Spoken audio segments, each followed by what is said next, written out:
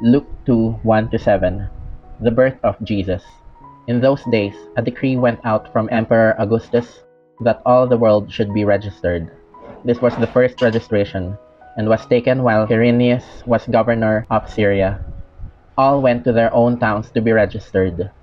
Joseph also went from the town of Nazareth in Galilee to Judea, to the city of David called Bethlehem, because he was descended from the house and family of David.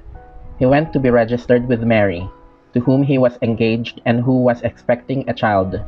While they were there, the time came for her to deliver her child, and she gave birth to her firstborn son, and wrapped him in bands of cloth, and laid him in a manger, because there was no place for them in the inn.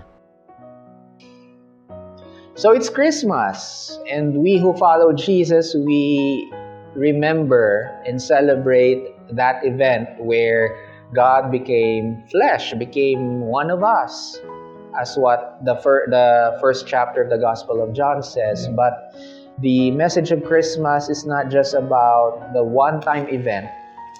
The message or question, actually it's a question. The question of Christmas is whether we are willing to allow God, we are willing to allow Christ to be conceived and born into our flesh, into our lives.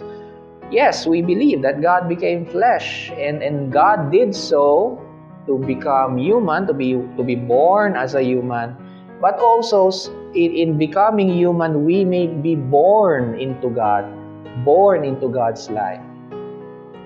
Now, this is not a question of worthiness, of who is worthy to embody God. Because all of us are worthy, and all of us are being asked the same question. This would be more of a question of trust and commitment. Are we able to trust God? Are we able to say yes to God and to trust that God will be with us and will be in and through us? So I hope this Christmas we can trust God. Magtiwala tayo sa Diyos na gustong makiisa sa atin at maging kabahagi natin sa pamamagitan din natin.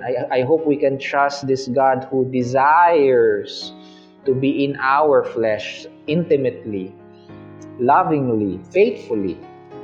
I hope this Christmas we can say yes and allow God, allow Christ to be embodied in our lives.